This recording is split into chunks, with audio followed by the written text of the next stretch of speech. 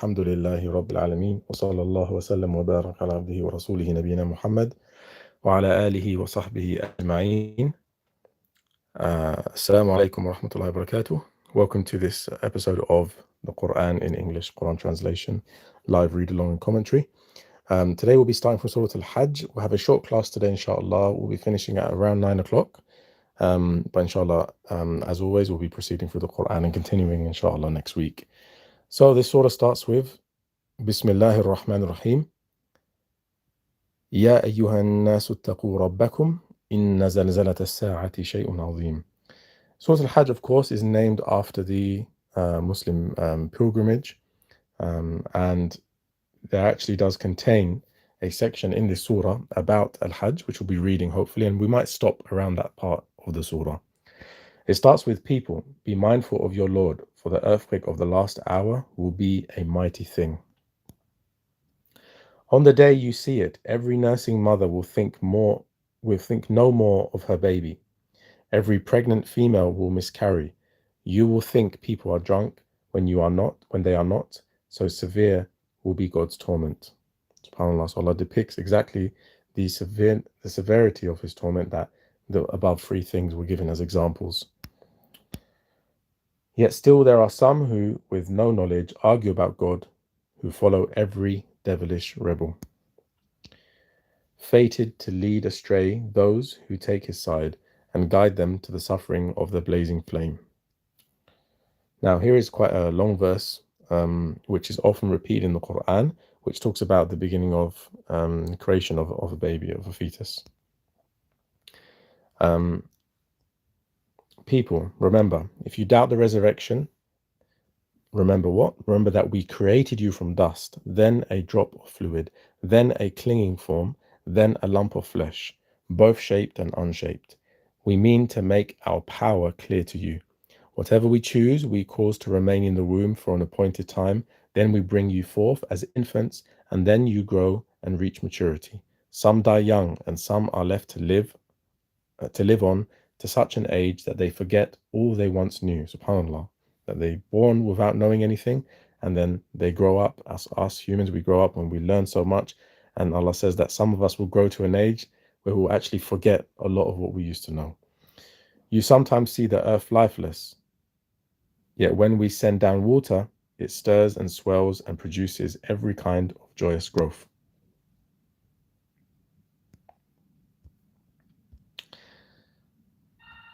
This is because God is the truth. He brings the dead back to life. He has power over everything. This, by the way, is a new page in the Mus'haf. So the Arabic print of the Quran. This is a new page. So we've read the first page already. There is no doubt that the last hour is bound to come, nor that God will raise the dead from their graves. Yet still there are some who, with no knowledge or guidance or any book of enlightenment, argue about God. Turning scornfully, Allah's talking about this, the people who argue or arrogantly without knowledge. Turning scornfully aside to lead others away from God's path, disgrace in this world awaits such a person, and on the day of resurrection we shall make him taste the suffering of the fire. Allah save us from that. It will be said, this is for what you have stored up with your own hands. God is never unjust to his creatures. There are also some who serve God with unsteady faith. If something good comes their way, they are satisfied, but if they are tested, they revert to their old ways, losing both this world and the next. That is the clearest loss. Instead of God, they call upon what can neither harm nor help them. That is straying far away. Allah describes that as dalal ba'id. We know that dalal means misguidance, ba'id means far away.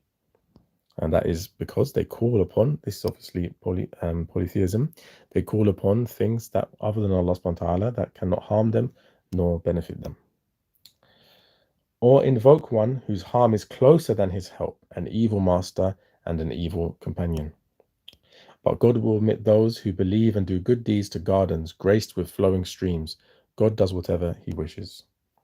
Anyone who thinks that God will not support him in this world and the next should stretch a rope up to the sky, climb all the way up it, and see whether this strategy removes the cause of his anger. What does this verse mean? It's a little bit maybe dense. It says in Arabic, من كان يظن أن لن ينصره الله في الدنيا والآخرة فليمدد بسبب إلى السماء ثم ليقطع فلينظر هل يذهبن كيده ما يغيظ. Anyone who thinks that God will not support him in this world and the next, so stretch a rope up to the sky, climb all the way up it, and see whether this strategy removes the cause of his anger. What does this mean? Very interesting. Let's choose a different translation to unpack it. I think we can choose it from here. We have Abdul Halim already.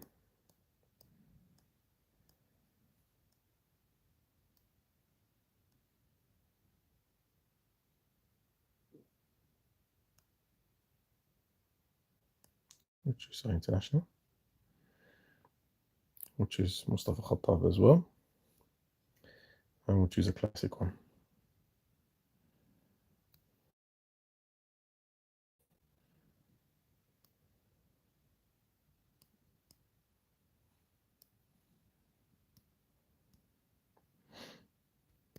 Where were we on the last? This is the last verse of the page as well in Arabic. So we've read Abdul Halim. Let's read Sahih International. Whoever should think that Allah will not support the Prophet Muhammad sallallahu in this world and hereafter, let him extend a rope to the ceiling, then cut off his breath, and let him see. Will his effort remove that which enrages him? So this isn't an instruction, obviously, to do that. But this is a second interpretation, by the way, that you're reading from Sahih International. There is linguistic justification for Abdul Halim said. I can see on face value. I'm yet to go in depth and see if the tafsir supports it. But Sahih International are using a different interpretation, which is obviously that, if you feel like Allah will not support him, then essentially you could go off by yourself, and if you don't think you need Allah subhanahu wa ta'ala's help, and obviously it mentions here extending a rope to the ceiling, I hanging oneself. Let me see Mustafa Khattab, what he says. Whoever thinks that Allah will not help his prophet in this world and hereafter, let him stretch out a rope to the ceiling and strangle themselves, then let them see if this plan will do away with the cause of their rage. Okay, so exactly the same interpretation taken by Mustafa Khattab. Let's see a more classical one. Let him stretch a rope up to the roof of his dwelling and let him hang himself. Exactly. So those are the common interpretations. That's why I wanted to pull up other translations. Here, Abdul Halim goes for a different one. I'll tell you, I did say that there's linguistic justification. I'll tell you why, in case you think this is very kind of like far off the common interpretation. The reason why is we have here Man kana yadhunnu alla yansurahu Allah. This who is just a pronoun. So whoever, man kana, whoever believes or thinks that Allah will not give victory or help him. So who's the him? Obviously, Abdul Halim has gone for stuck it with him. And so the first thing that comes to mind is anyone, okay, the same person. However, as you can see, with Sahih International and the other ones, it's the Prophet Muhammad sallallahu. Okay, that's the first linguistic justification for it. This whole cut thing, yes, the rest have said let him cut the rope, and so the obvious thing there, or cut the rope, I guess not cut the rope, but cut,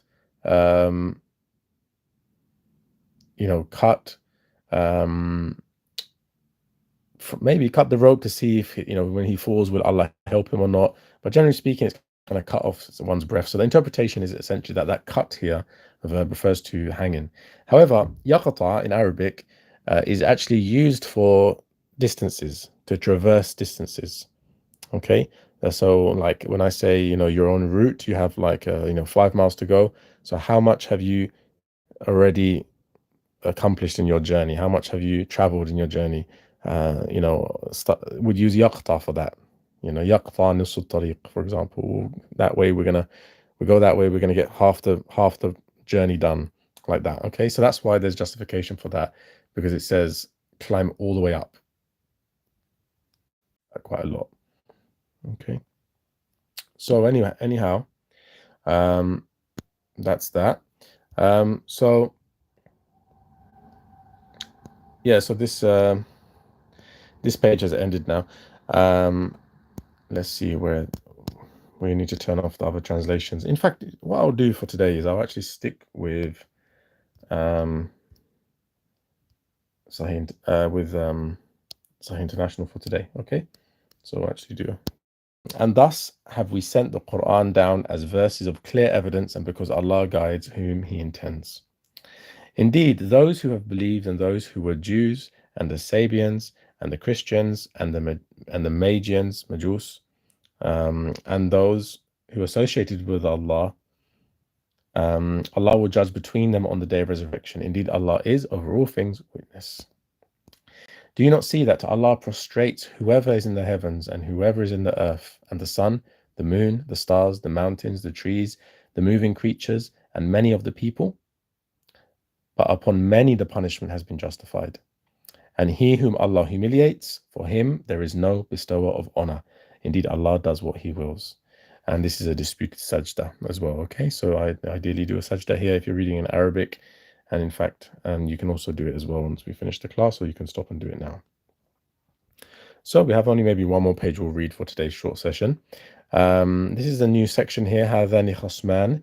These are two adversaries who have disputed over their Lord, but those who disbelieved will have cut out for them garments of fire, poured upon their heads will be scalding water. So can anyone guess who this is talking about? Let's see if any other translation says explicitly. If anyone can guess who these two parties are, then just put it in the comment or the chat. Where were we? We were here. Hadani Khasman. Okay, no, it's not really mentioned by others. Okay, there is a tafsir for that famous one. So if anyone knows it, put it in the chat, inshallah, without me saying it. So this is a punishment Allah is describing anyway for people who oppose the Prophet ﷺ in his lifetime, and in particular events, melting their insides as well as their skins. Billah, Allah save us from that horrible punishment. There will be iron crooks to restrain them. Actually, I said I would be reading Sahih International. So, and for striking them are maces of iron. Every time they want to get out of hellfire from anguish, they will be returned to it, and it will be said, taste the punishment of the burning fire. SubhanAllah. Indeed, Allah will admit those who believe and do righteous deeds to gardens beneath which rivers flow. They will be adorned therein with bracelets of gold and pearl, and their garments therein will be silk. SubhanAllah. Allah make us among them.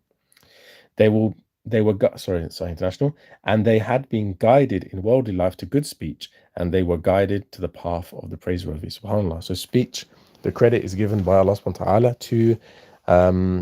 to speech and good speech that we say, which actually gets us into Jannah, inshallah. Of course, the most important of them is the Shahada, the testimony that there is no God but Allah subhanahu wa ta'ala. But also, tongues can throw someone into hellfire too. So the inverse of that is also true. And that is, with our tongues, we can actually get to Jannah. A lot of harm can be done with the tongue, and not a lot of good can be done with the tongue as well. Indeed, those who have disbelieved and avert people from the way of Allah and from Al-Masjid al-Haram, which we made for the people, equal are the resident therein and one from outside. And also, whoever intends a deed therein of deviation in religion or wrongdoing, we will make him taste of the painful punishment. And mention Muhammad when we designated for Abraham the site of the house.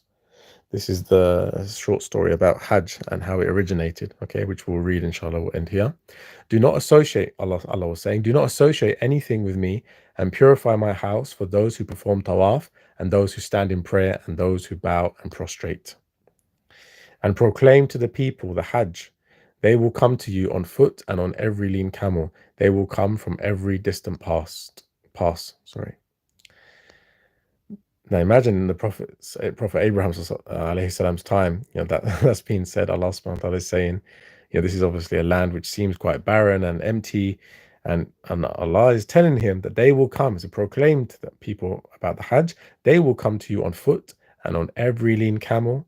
They will come from every distant pass. SubhanAllah. So obviously Ibrahim alayhi salam didn't have any real hard, tangible evidence to see that. But what he did have is something greater, which is Allah's words that he trusted. And he was the friend of Allah, as we all know. that they may witness benefits for themselves and mention the name of Allah on known days over what He has provided for them of sacrificial animals. So eat of them and feed the miserable and poor. Then let them and their untidiness, then let them end their untidiness. Okay, so actually that untidiness was by design. Okay, because Allah subhanahu wa ta'ala is now designating a time that we now end our untidiness. ثُمَّ لِيَقْضُوا تَفَثَهُمْ وَلْيُوفُوا نُذُورَهُم, and fulfill their vows. وَلْيَطَّوَّفُوا بِالْبَيْتِ الْعَتِيقِ, and perform tawaf around the ancient house.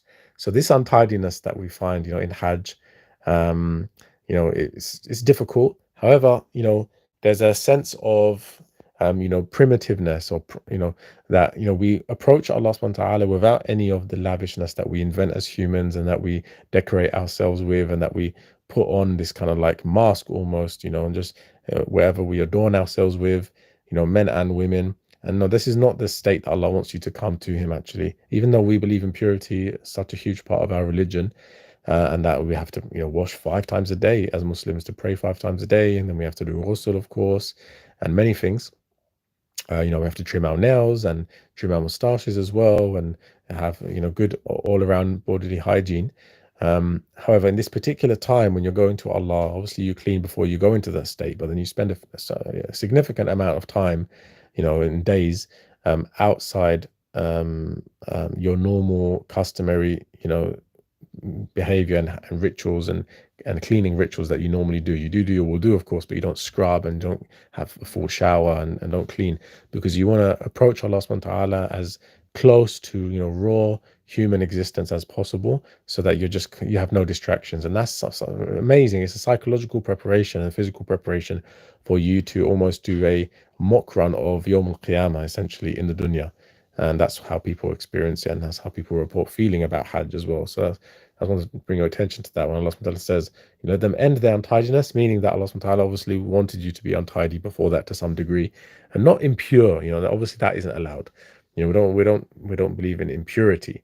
It's just that we don't add anything excessive. We stay clean, of course, but we do not overdo any kind of other cleaning and grooming rituals beyond the ordinary simple human state that we're in. So we wear 2 simple garments as well, and we wear very simple slippers or sandals, and that's how we walk towards Arafah, and that's how we approach Allah on the Hajj, and that's how Allah subhanahu wa ta'ala wants it. Also, that everyone is equal as well. So we have our brothers and sisters from around the world, from different countries. There could be people from highly developed countries and very prosperous, and we don't want it to be like a show, or this disparity, on imbalance in the parity between Muslims. It's just all one. We don't want a brother next shoulder to shoulder with someone else who clearly is so much richer than him, because first of all, their eyes will wander, and they'll see that, of course. This is the first chance that maybe they don't get a chance to see foreigners often. They're going for their once in a lifetime Hajj visit, and we don't want it to be them to be preoccupied.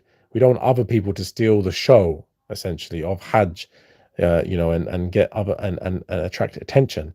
This day is about Allah subhanahu wa ta'ala completely and ultimately, and that's why there's this one focus on the Kaaba, and there's a focus on Arafah, and there's a focus on, of course, our utmost, all through all those things, of course, who we're worshipping is obviously Allah, and everything else is obviously symbolic, just moving in unison and stuff like that.